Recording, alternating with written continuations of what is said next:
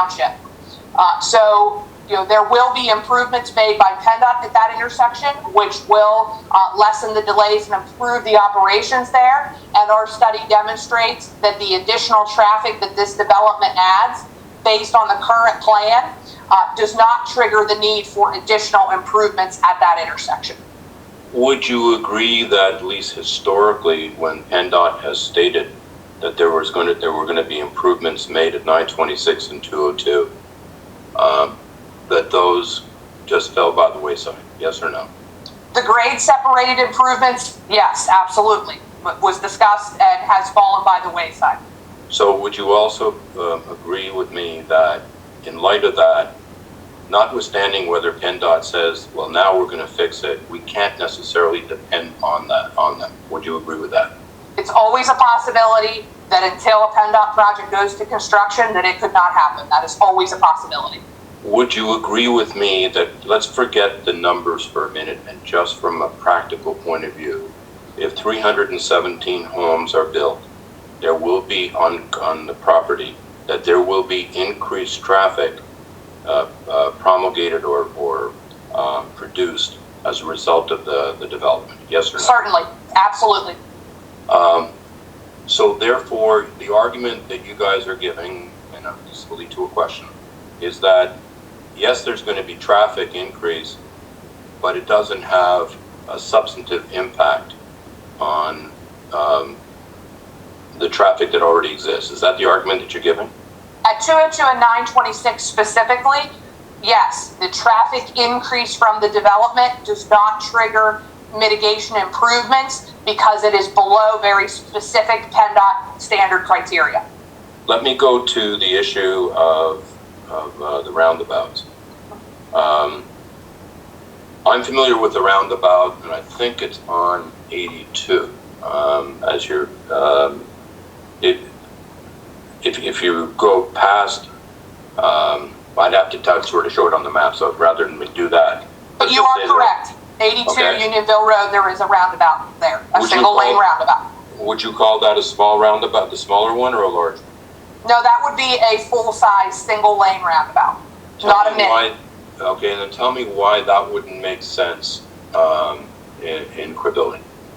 So as was depicted in the plan, someone may be able to, Greg may be able to help me with the exhibit number. We did have an exhibit in with the conceptual roadway improvement exhibits that demonstrates providing a full-size single-lane roundabout at the intersection of West Pleasant Grove Road and the Collector Road, and doing so and locating it so that it only requires right-of-way from the Crebilly subject property means that there are impacts to sensitive areas on the property. I personally did not evaluate those sensitive areas, but Jeff Madden has testified to that previously. So just, it's a combined discussion between previous testimony from myself and Jeff. If there was one comment, and I believe it was one that you made, and you can correct me if I'm wrong. So this is from memory. And I was the one who asked the question, and I believe it was of you. And I said that, would you give me sort of a calculated guess of, let's assume that you do a roundabout, whether it be a large roundabout, full roundabout, or a smaller roundabout, as to how many more trucks should we anticipate being used by the connector road, using the roundabout, going down the connector road? And I believe you said there would only be an increase of 2 a day. Am I correct? Order of magnitude, that sounds about right without digging into the numbers. I can't quote specifically, but we do not have an anticipation of significant, large additional truck volumes. And I can't get my head around that. So can you sort of try to convince me why that makes sense? So, the development itself will not generate significant amounts of large trucks. Certainly, moving activities will generate some truck traffic. So there might be a few more trucks at the beginning when the houses are being built, but certainly as the development is built out, that will occur much less frequently. And, you wouldn't typically have a significant number of homeowners moving at the same time. And then, go ahead. I'm sorry. Keep going. Sure. And then with respect to the other traffic that may utilize the collector road, it is typical that with the design of this roadway, and as demonstrated in some of our supplemental analysis that was submitted in response to comments from Al Federico, there is not a significant travel savings time or convenience for large trucks off of 202 to utilize this roadway to then continue on 202. That is not the intended purpose. The alternate to 202, in terms of some testimony I spoke to previously, is really with respect to traffic on 202 that is destined to and from 926. That is the alternate route that this collector road really accommodates.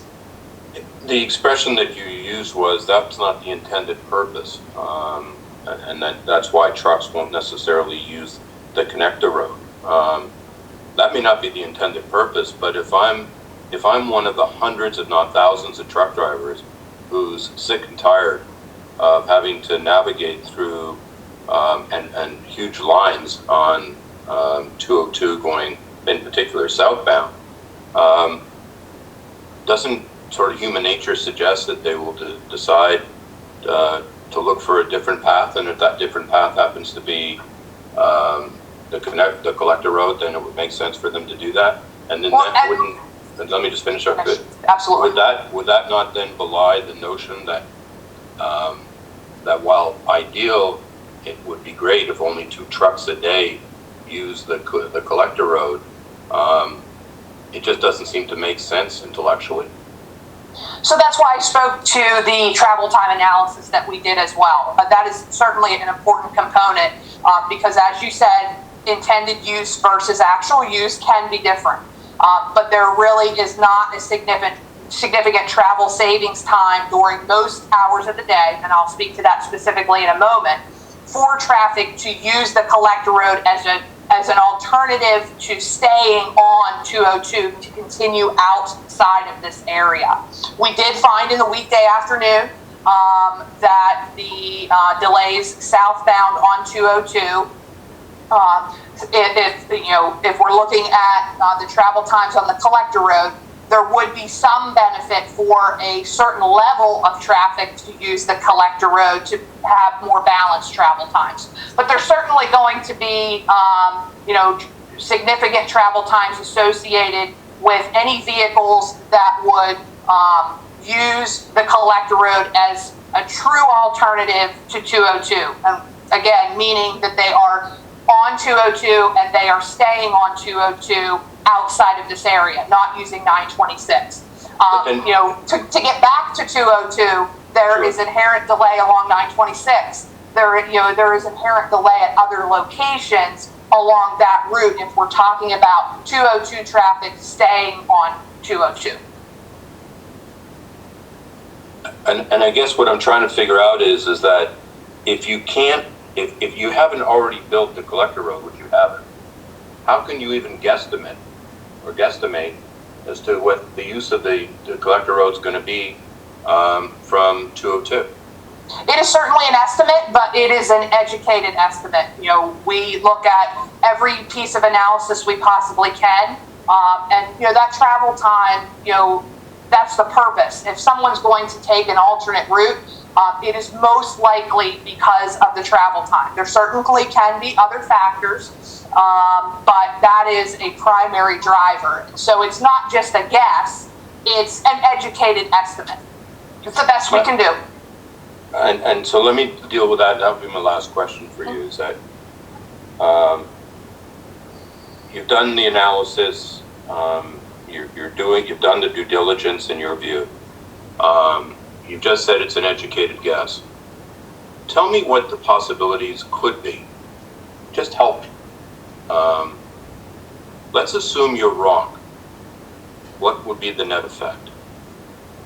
So we've demonstrated that in particular, I think a key factor in this discussion is the intersection of West Pleasant Grove and the Collector Road. We've demonstrated in our analysis that even based on the traffic projections as we've presented them, which are an educated estimate, that there is still a significant amount of capacity remaining at the intersection as proposed in this application to accommodate additional traffic movements. So it's not that we're up against a threshold. We're nowhere near up against a threshold. If I remember correctly, we're talking about a 40 or 50% increase in traffic would still be accommodated within acceptable standards at that intersection. And the same is true of the 926 and Collector Road intersection. We are not up against traffic capacity thresholds. There is still significant capacity available to maintain operations should the traffic realized in the future be higher than what has been estimated at this point. I'll leave it at there. You've been very patient with me, and I appreciate it. Thank you. Appreciate it. Thank you. I have a question for you. You referenced A92 and A93. One was the comprehensive plan, I think A93. A92 was, I'm not sure what you referenced, but... I believe it's the Township Growth Management Plan. Okay. And you highlighted a different part of that sentence, but would you not agree that what was in there was the word local? Local use. I would have to reference those exhibits again, so perhaps they could be pulled back up, and I think you're speaking specifically to the comprehensive plan. It does say a new route for local north-south travel, so that... Okay, I'd just like to highlight that, because another word that was being used was that this would be a bypass, and when you use the word bypass for 202, it references something that past boards have never wanted. They wanted an alternate route for local, and in emergencies to be used, but not as a regular use, as it may be assumed. So that's my first one. The other thing is, right now there's an issue with traffic coming on West Pleasant Grove Road, even going up to Orvis, and people coming off at 202. That intersection is kind of dangerous because there's not a long sight line if you're going eastbound on West Pleasant Grove Road and you're turning left onto Orvis. People are coming off of 202, making a right turn and going west, and we're trying to turn left and going up to Skiles so we can get on 202. Which a lot of us do on the west side now, but it's not a safe intersection, and it needs something.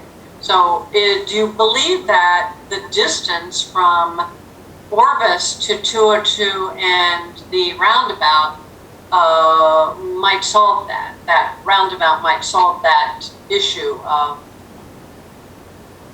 direct impact at that connection. I do not see how a roundabout at the West Pleasant Grove Road and Collector Road intersection impacts the operations at Orvis, since it would not be changing operations between Orvis and 202, which is what you're speaking to as the issue. That's all I have. Scott, do you have any? Thank you. Yeah, I have a couple. Ms. Klein, you testified on 2 prior occasions in this case. Is that right? I believe that's correct. And the dates were August 31st of 2020 and September 14th of 2020. Is that right? I would have to go back and look at the testimony, but it sounds generally in line with when I would have testified. Yes. Okay, well, that's what I have in my notes, and I think that's what's on the transcript. So maybe we'll just agree that those are the dates. Is that fair? If that's fair, if you've checked the transcripts. And then Mr. Federico testified February 23rd of 2021. Is that right? Again, if you've checked the transcripts, that to me sounds like about the right time. I'll trust those dates. Well, you just testified that you reviewed the transcripts. I did, and I actually have it right here open, so I can confirm the date as well. That'd be great. Sure. Yes, Tuesday, February 23rd, 2021.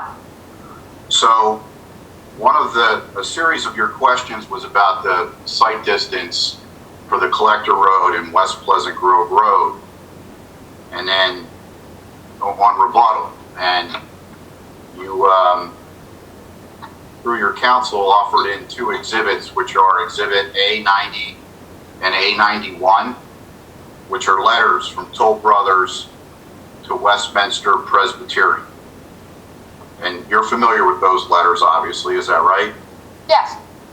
So the letter, which is offered as A91, first off, your testimony that you offered tonight was in rebuttal to testimony, the opinion of Mr. Federico, that there was an issue with the site distance at that intersection. Is that correct? That is correct. Okay, so to rebut that opinion, then you provided the answers to your counsel's questions or Mr. Edelman's questions, and then you also referenced these two exhibits. So the first one I'll talk to you about is A91, and that letter is dated July 29 of 2020, and that talks about removing a tree, right? I do not believe that. You are correct. I'm just referencing the exhibit again myself. It is dated July 29th and also dated revised August 3rd. And it does reference the necessary removal of an evergreen tree on the church's property. And it's countersigned by the church on August 5th of 2020, right?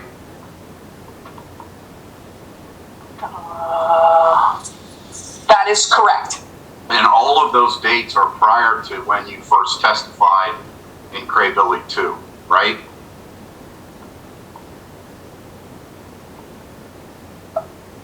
If the dates of August and September, I believe that you referenced per the transcripts, yes.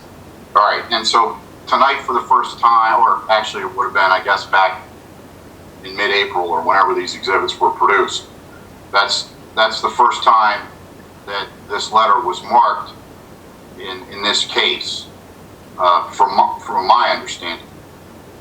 Do you know if Toll ever, either through you or through anybody, provided this to Mr. Federico?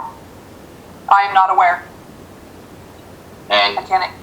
wouldn't this be something that would have been important to share with the township engineer if it ended up bolstering your opinion about site distance? I don't believe in the earlier conversations there was a specific concern about an obstruction like a tree. It was more related to vertical geometry and some other features, if I recall correctly, and that may have been why this particular item wasn't raised at that time for further discussion.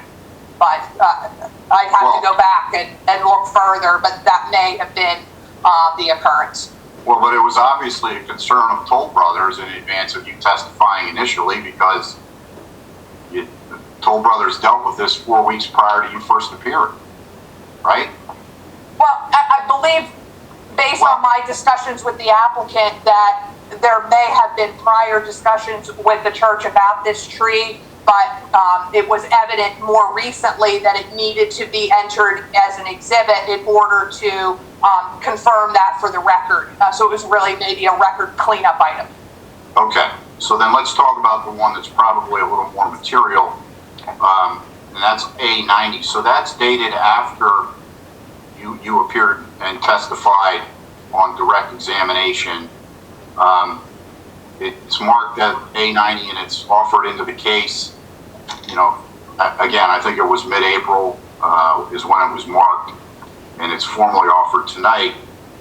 Was this ever shared with Mr. Federico?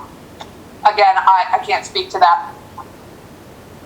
Well, why can't you speak to that? I did not submit it to Mr. Federico, but I can't speak to the other members of the applicant's team. Okay, so again, I don't want to quarrel or spar with you, but you're a traffic engineer, you're an expert witness, and Mr. Federico is a traffic engineer. You relied on this document tonight in rebuttal to rebut his opinion And this document is dated 8 months ago, or my math is wrong, 10 months ago.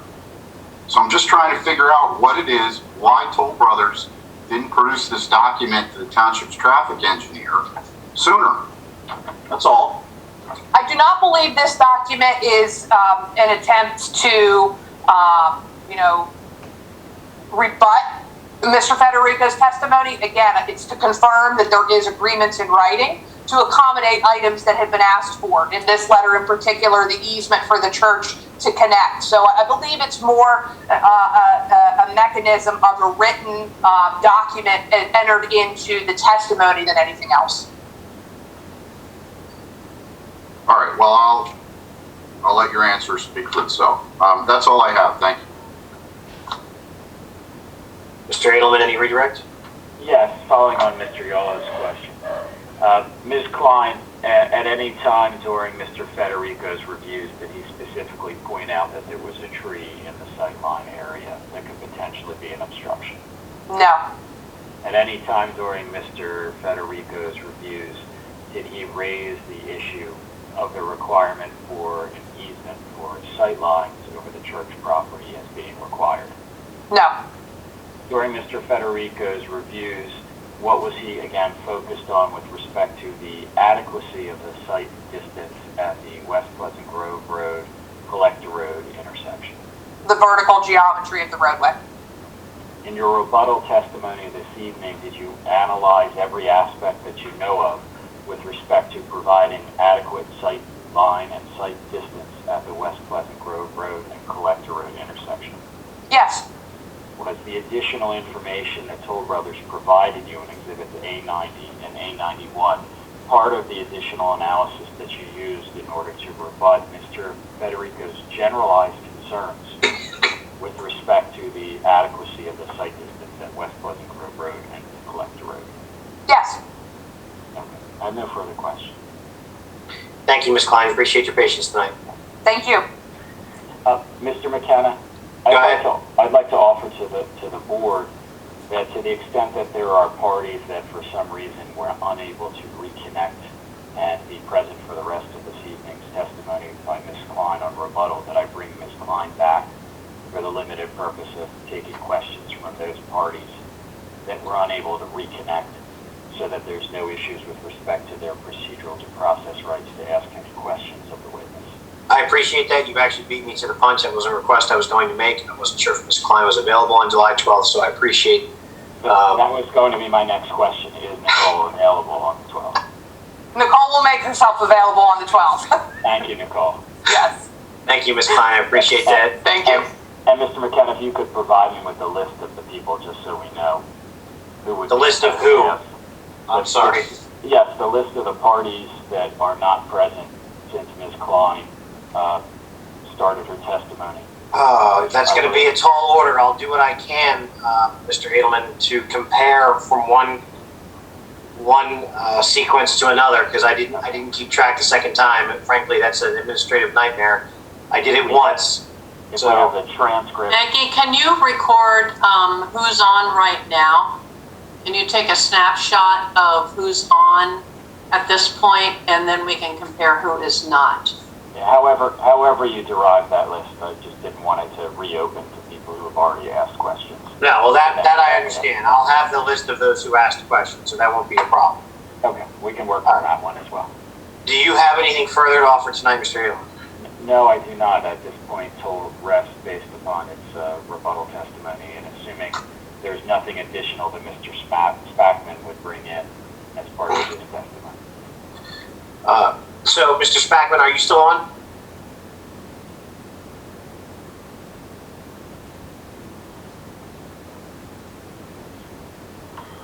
I think you told him he could do that next meeting, and maybe he didn't stay on then.